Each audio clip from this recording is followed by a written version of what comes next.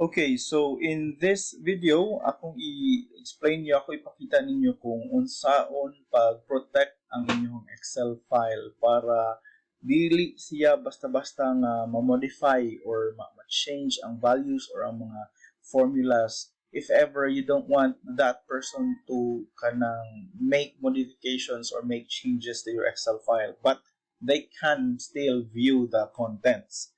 So, arita sa review, natay duha ka option.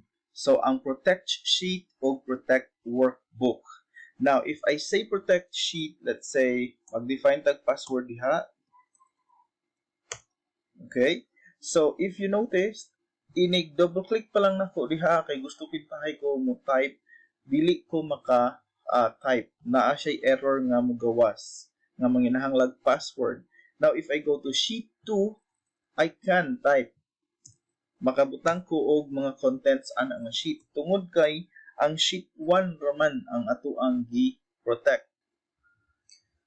Now, if ang protect workbook atong testingan, so ay sa ako sa ni unprotect, ako siya i-protect karon. So ato sa niyang i-check, dili pwede.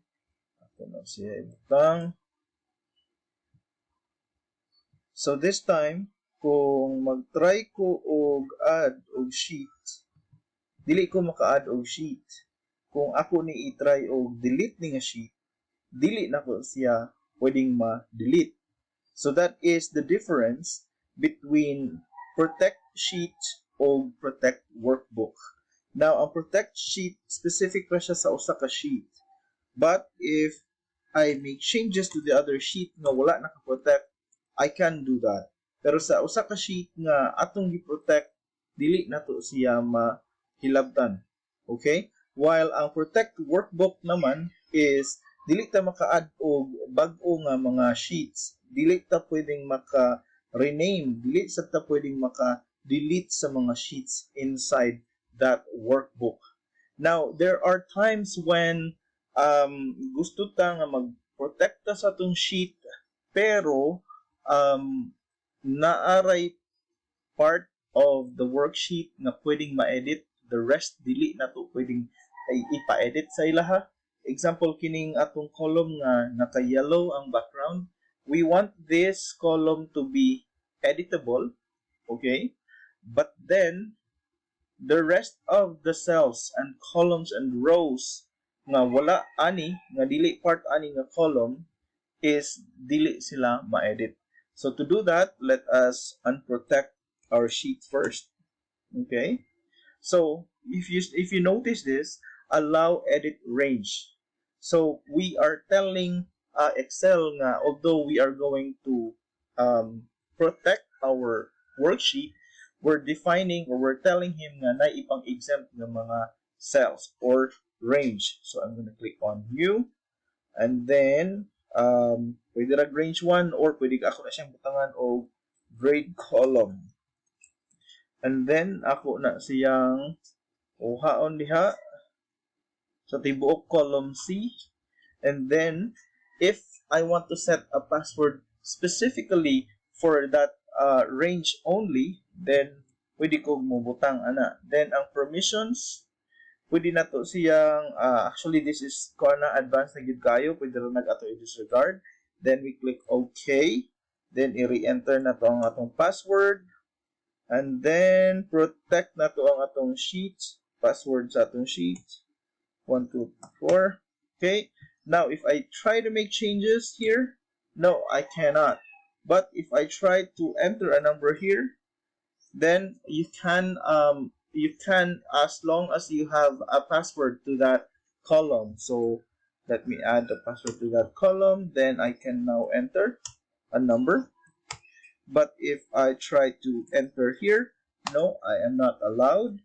Now if you don't want them to enter a password here just for them to be able to enter a number, then you can also uncheck or disable the password of that particular range. So just click on allow edit range and then let us double click that.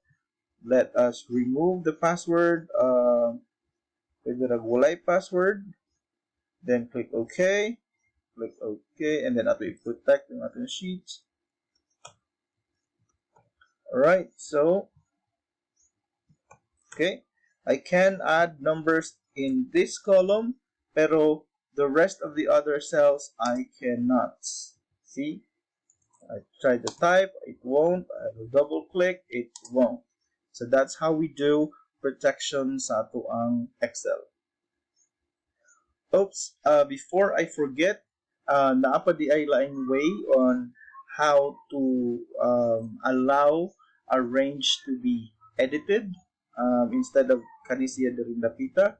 So example, ari lang ta sa sheet, ari to sa sheet 2 for example. Ato maligi protect ang workbook, ato sang i-unprotect. Okay, ako na siya i-move diha. Let us say I want this cell to be editable, but the rest of them is not editable. So, first, before I click on protect worksheet, pwede ra ko mo-click diri sa kaning mga pop-up nga kuan. Group pop-up man siguro ang tawag ana. And then, ari ko sa protection. Then, ako rang i-uncheck ang locked. Then, let's say I also want this to be editable. So, pwede po ari ko diri mo click and then ato sa protection, remove ang lock. Then, if I go to review, then protect sheet. Now, if I make changes, I cannot make changes. But if I make a change here, I am able to make that change.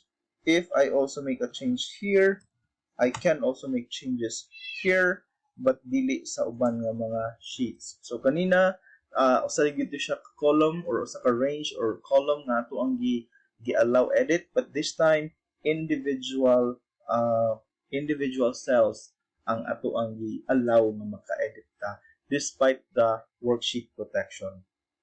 Okay?